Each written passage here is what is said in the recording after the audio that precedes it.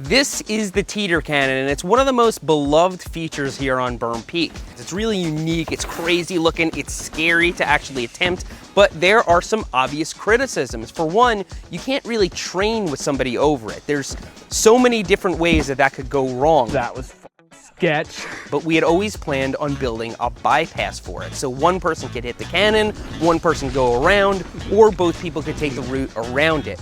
And so that's what we're gonna do today. This is thick. There's gonna have to be some cutting going on, clearing through here. Yeah, man, this is where we discussed up here. We can't cut through the easy part. The teeter cannon's more of a novelty feature anyway, so this new line will probably end up being the main one.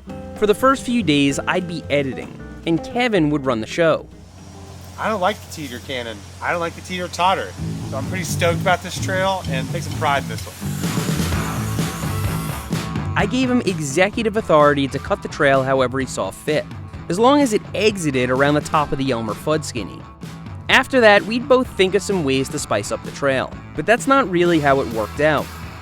We had great weather and Kevin was on a mission.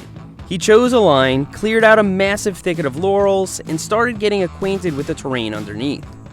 As it turned out, there were some big rocks in there.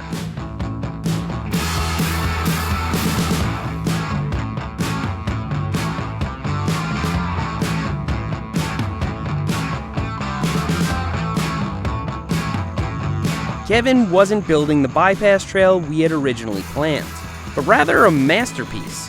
By the time I saw what Kevin built, it was clear that we had to go back to the drawing board. I can't get over what you got done here, just hand cutting. Jump, jump, jump! But the section is so good that I don't want to just slam on my brakes and get on the skinny. I kind of want to do something more. I think we should come off of this, hit a wooden berm / Wallride, and shoot down the new trail, connect back up the thumb bucket down there.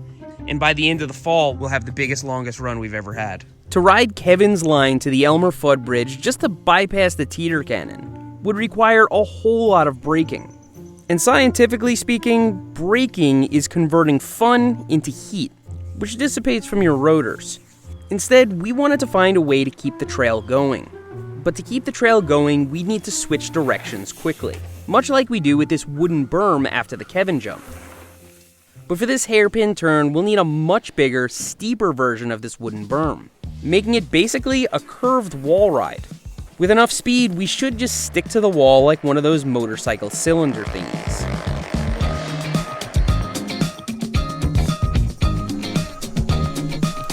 Okay, we'd end up coming to there.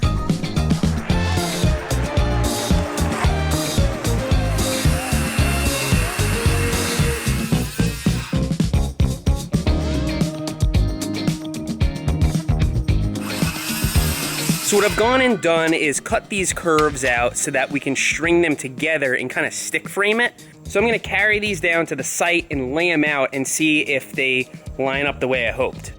Looking good. I'm about to measure this out and make sure that I'm not insane. On any bank turn, the inside radius is tighter than the outside. So to make this feel right, we need to simulate the same effect. Actually, I can go I should go 11. Well, no, they're gonna be close together. After some precise back-of-the-napkin guessing, I decided to cut an 11-foot radius, an 11.5-foot radius, and a 12-footer to be used as framing. For this, I used the remainder of our treated 2x12s, saving the rough-cut oak we milled over the summer for the riding surface. Measuring things out beforehand allows for a more predictable riding experience. Although I must admit, this is the first time I've built anything like this. So my strategy is to try and frame the center first and then work my way out, because that'll allow me to get 3 of these ribs together, get it in position, and then figure out how to get each end, which is on much different terrain, to kind of sit flat. Oscars, that's how you do? Find a lens and go in front of it? I'm not advanced enough to sketch a feature like this, but I've ridden enough weird stuff to know what's possible by sight. That's enough for us to jump into it. For sure, right? I'd start by framing the middle of the structure and work outwards to try and get a visual on the entrance and exit. While having pre-cut radiuses will make this feature really smooth and consistent. You can also approximate a curve with a series of flat sections. The more flat sections you add, the smoother the resulting curve. While I prefer my method, I also have a wood shop right next to the trail. Out in the real woods, this wouldn't be as easy to pull off. Another disadvantage of cutting radiuses is waste wood from the offcuts. I actually use the vast majority of it for making stakes, which we can pound into the ground to hold the feature in place. Digging a hole and packing a post into the dirt works well, but a stake can feel like it was born in the ground. When it only moves like an inch at a time, you know it's in there good. For small-scale jobs like this one, I find stakes to be pretty useful. We have this whole thing framed out, and it's really solid. I was worried about it being able to handle the abuse, but not now. I'm ready to put the planks on. We're gonna start bright and early, and we're going to ride this thing tomorrow.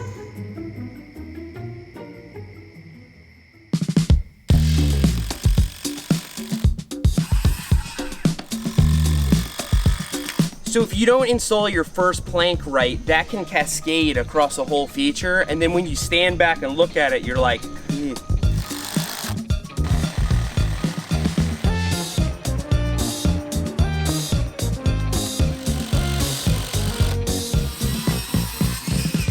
Over the summer, we obtained quite a bit of lumber from dead oak trees around Berm Peak.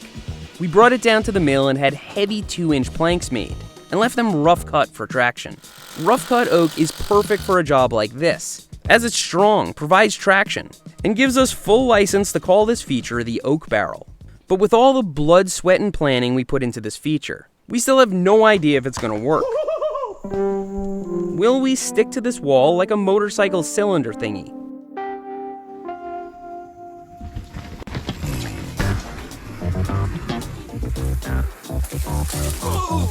If there was a berm here, you would shoot out of that thing and have whatever speed we need for the rest of that. Endless.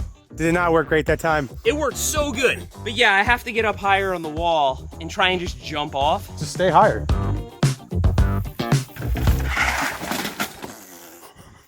I was just trying to abort because I thought I was going to fly off the top of it. Yeah, Dick. And get super hurt. Look how high my tires are. Yeah, look at the front tire. There's no on-ramp, we haven't built a landing yet, or single track after it. But the oak barrel works, maybe too well. Whoa!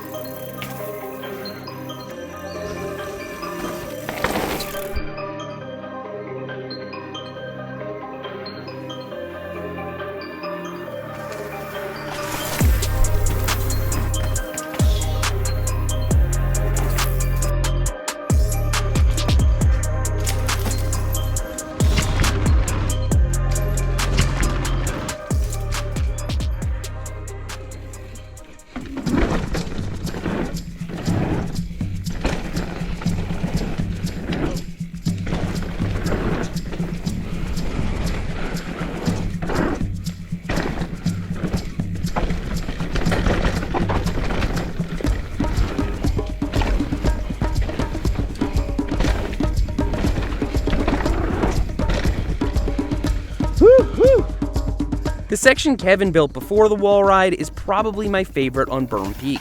And this is clearly the main line we should be working on. The oak barrel Wallride will give us all the speed we need for whatever comes after it. From here, we'll continue the single track until it reaches Thumb Bucket.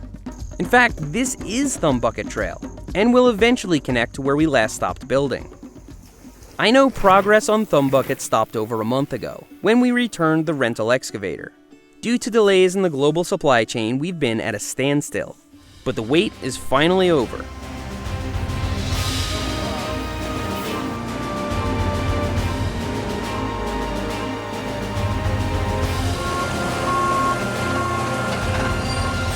Now we gotta not crash into trees with it, not dent it up. Always grease the grease points. Don't let anybody else drive it. I feel like we're way past that now.